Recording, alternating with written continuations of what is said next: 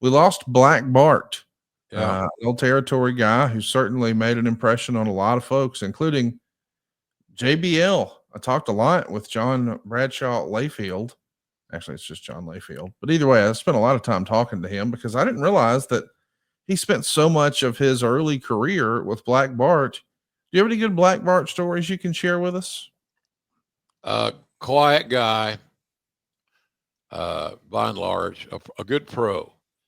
They in that era, Conrad. You wonder why there weren't too many no shows.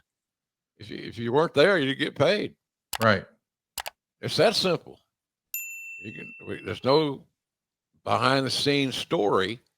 It's just that if you aren't there, you will not be paid because you were booked and you no showed or you couldn't come or whatever. That even included injuries by and large. Cowboy would take care of his top guys, as but not to their liking. You want them to be hungry and motivated and come back to work sooner than later. But he was a solid dude, man. He probably had some shots on top. I'm sure that he did, working for the Von Erichs and working for World Class. I think that's where he hooked up with Layfield.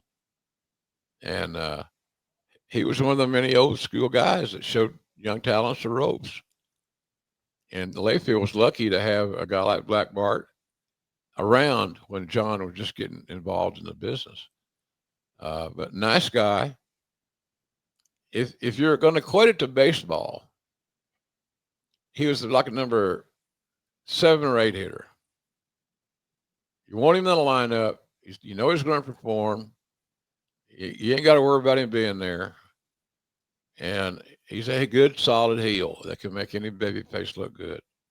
So but Watts didn't use him that much. He wasn't positioned at that time on world class TV as a top guy. So the advantages of booking a non-top guy out of the territory and for a couple of shots just didn't make a lot of sense. Now the Von Erich boys we used a lot, but they were on top on their television. Their television came roaring right into Oklahoma on the basic cable systems. So the world class guys are on our territory TVs as much as our guys were. Shout out to Black Bart's entire family. I know that he impacted a lot of people in his life, and Layfield did a really touching tribute over on Something to Wrestle with Bruce Pritchard, where he even talked about the GoFundMe that Black Bart had later in life. What really meant more to Bart, even than the money, was seeing how much people cared and how Yeah. people he had never met were throwing in $5 or $10 or what they could. We ought to celebrate our legends a little more. Shout out to Black Bart. Hopefully he's no longer suffering or in pain and got life like he likes it. Yeah. Good guy. Somebody who doesn't have life like they like it right now, apparently, is Corey Graves. I don't know if you saw this over the last few days, but as we're recording, it's Wednesday. I guess late Monday night, he jumped on Twitter and posted a tweet. And the gist of the tweet was He should be pissed about that haircut, but nonetheless, excuse me, go ahead. he feels like he's been passed over for Pat McAfee. The idea being that he had his dream taken away from him, of course, being an in-ring wrestler. Oh God. Handed the opportunity to be an announcer, did Raw, did SmackDown, and now being told, allegedly, according to Corey's Twitter feed, that he's not famous enough. So Pat McAfee's got the job and Corey's at home. Doesn't sound like you have a lot of sympathy for Mr. Graves. What say you? Conrad, how many times has that happened to me? Several. Yes. And here I am, jolly, happy, healthy as the old horse, and I got nothing to bitch about. It's just part of the crazy. It's the lie. I remember this classic line from The Sopranos, where Tony was talking to his cousin Tony, and cousin Tony was talking about he wanted to start a massage parlor, a legit therapeutic massage parlor. and he just got out of prison, was trying to get his life started, but he needed some extra cash.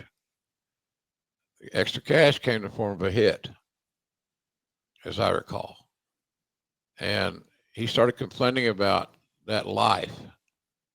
And this classic line was from Tony Soprano, "This is the life we chose." And that's is very synonymous with some issues in wrestling that many of us have gone through. So I feel badly that he's feels like he's been left behind, and maybe he has. But you can't. Would you trade Pat McAfee and his broadcast platform for Corey Graves? I wouldn't, just to be honest with you. And Corey Graves is probably more learned and has a better skill set as far as his internal knowledge than Pat McAfee.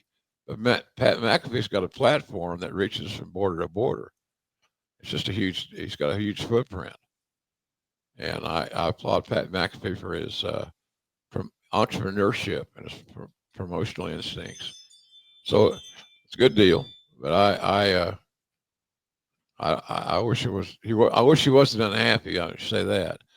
But man, I saw a tweet or an X or whatever you call them from Jonathan Coachman responding to your question. Yeah. And he said something that it's happened to JR 5 times. Yeah. I didn't keep track of it. I had no clue. I swear to God. It's not something you register. You want to you carry around with you like this real live memory. It's not something I like to remember. It's just they were bad days. And I was heartbroken and I was angry.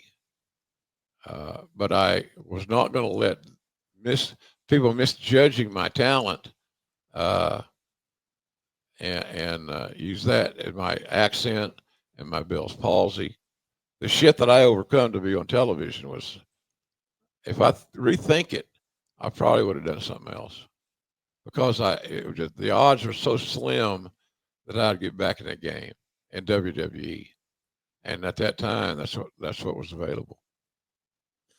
Really smart people that you and I are friends with in wrestling texted me when all this sort of came to light, I guess on Tuesday, and everybody was digesting it. And there was multiple people who said, so this is an angle leading to Pat McAfee and Corey Graves at WrestleMania.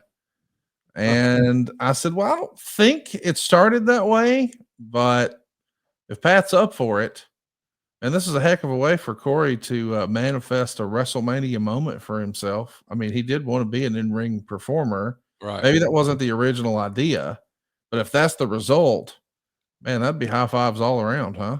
I'd be surprised if that happened.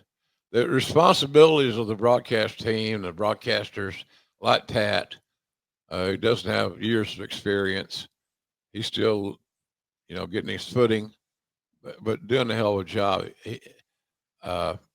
It's a load that day for the announcers. I've done WrestleMania, just Lawler and I. And now you got an army of broadcasters. You got a pregame show. You got a postgame show. You got multi-person desks. So 2 or 3 people at the desk, 4 sometimes. It's just, it's a crazy world in that. So that day is not the day you want to be adding new projects in a skill set that you're not totally versed in. Well, we'll see what happens with Corey Graves. I for one think Corey's been in the catbird seat with WWE for a long time. I mean, at times he was doing Raw and SmackDown, and I thought he did great work. I know there's been a lot of changes in WWE. They've had a 2-man booth, they've had a 3-man booth. Hell, they've even had a 4-man booth. They're back down to 2 now, but they do have Joe and they do have Pat, so they've got some brand recognition, if you will. Yeah. See what happens. I'm pulling for Corey.